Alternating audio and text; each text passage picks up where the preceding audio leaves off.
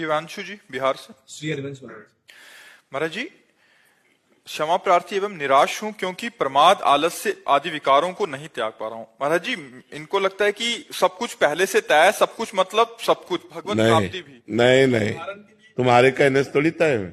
तय है प्रारब्ध। प्रारब्ध है दो प्रकार का, पुण्य और पाप। परिणाम है उसका सुख और दुख, बस। इसके बाद क्रियमाण है, आप क्या करते हो ये आपके ऊपर है। ये आलसियों की तरह नहीं बैठ जाया जाता कि हमारे भाग्य में दैव दैव आलसी पुकारा, ऐसे नहीं। पुरुषार्थ करने के लिए मनुष्य जन्म मिला है। सब कुछ तय के अनुसार पशु पक्षी आदि योनियां चलती हैं, मनुष्य नहीं। मनुष्य नया कर्म करके अपने प्रारब्ध को बदल कर अपने भाग्य को मिटा करके भगवत प्राप्ति करता है। अगर केवल भाग्य के अनुसारे हो तो केवल दो ही है भाग्य में, सुख और दुख, पाप और पुण्य के फल, बस। इसके बाद क्रियमाण, आप पाप कर्म करते हो या पुण्य कर्म करते हो या भजन करते हो, ये आपके ऊपर निर्धारित है। ये आलसी प्रमादी स्वभाव में ये जो होगा सो हो जाएगा, ऐसे प्रमादी जीवों का कल्याण नहीं होता। ऐसे नहीं, खूब पुरुषार्थ किया जाता है। मनुष्य जन्म पुरुषार्थ की मिला है। चाहे लौकिक उन्नति हो चाहे पारलौकिक उन्नति, पुरुषार्थ के बिना थोड़ी आ जाएगा। पुरुषार्थ करना चाहिए। महाराज जी, आलस्य के वक्त मतलब बुद्धि ऐसी कोई ज्ञान की बात ढूंढती है जिससे शरीर का राग थोड़ा कम हो जाए। नाम जप करो, कुछ ढूंढने की जरूरत नहीं, सब उत्पन्न हो जाएंगे। नाम जप नहीं करोगे तो कुछ नायमात्मा प्रवचने न लभ्या न मेधया न बहुना श्रुते न। बहुत वेदांत का प्रवचन करने वाले को आत्मबोध नहीं होता, न बहुत बुद्धिमान को आत्मबोध होता है, न बहुत सुनने वाले को होता है। जो आत्मा को वर्ण करता है उसी को आत्मबोध प्राप्त होता है। आपको भजन करो, अभी सब ठीक हो जाएगा। महाराज जी, जैसे गीता जी में लिखते हैं कि अहंकार विमूढ़ आत्मा करता हमिति मन्यते, और दूसरा उसी के बाद है गुणान गुणेशु कुछ, तो उसको गुणानुगुण वर्तेन, ये सिद्ध पुरुष की स्थिति है, ऐसे ना जोड़ो। गुणानुगुण वर्तेन मनुष्या पार्थ सर्वसा, ये सिद्ध पुरुष की स्थिति। वो देख रहा है गुणों में गुण बरत रहे हो, अपने को अलग देख रहा है।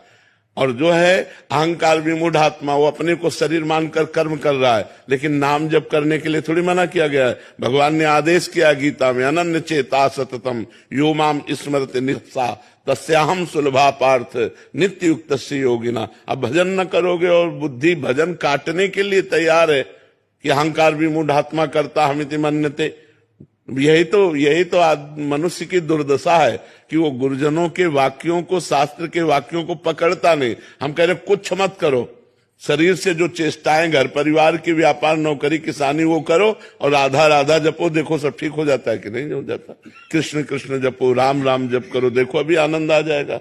बिना भगवान का नाम जप किए प्रमादी स्थिति में पड़े रहने से थोड़ी होता है। नाम जप करना पड़ता है, उसमें डटना पड़ता है। जब हम वर्ष 2 वर्ष अभ्यास करते हैं तो धीरे धीरे हमारी रुचि बढ़ने लगती है नाम में। सातु दीर्घ काल निरंतर सत्कार सेवितो दृढ़ भूमि।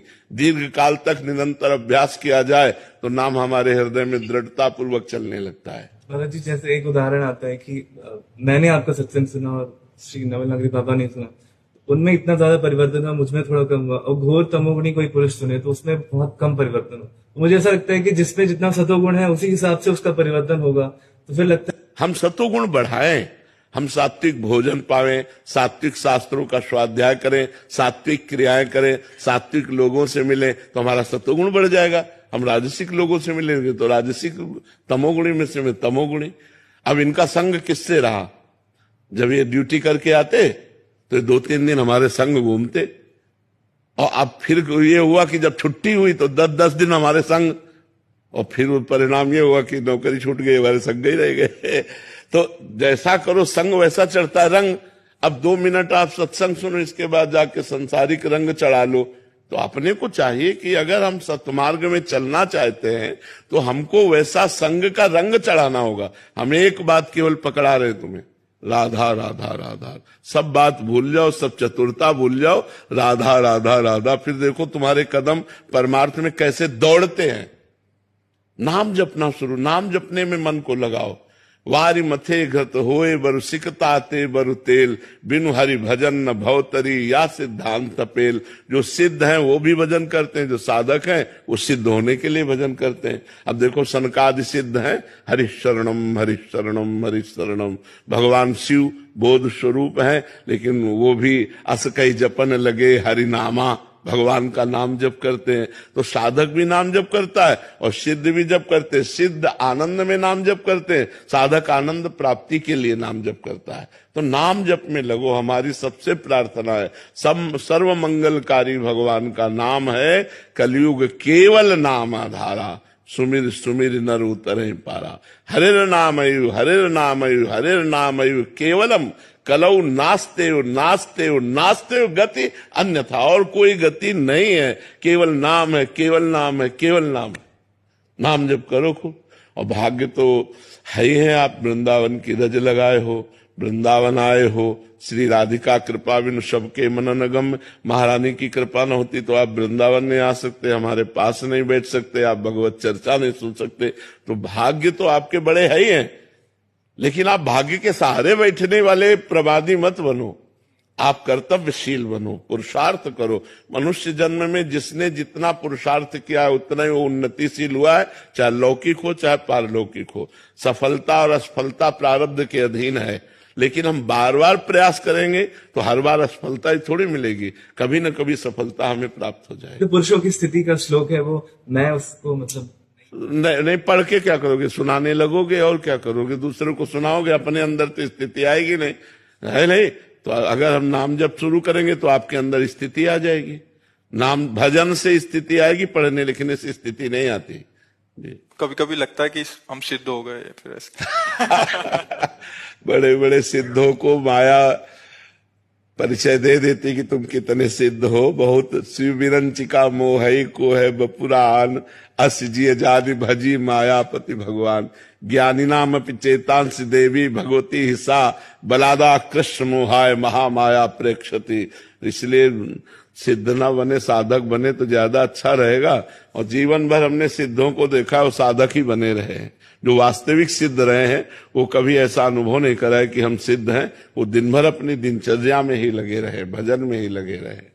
गुरुदेव भगवान, परिवार में जैसे कोई एक नाम जप करता है, पूजा पाठ करता है, तो उसका फल पूरे परिवार को मिल सकता है? अगर भोजन आप पाओगे तो सबका पेट भर जाएगा क्या?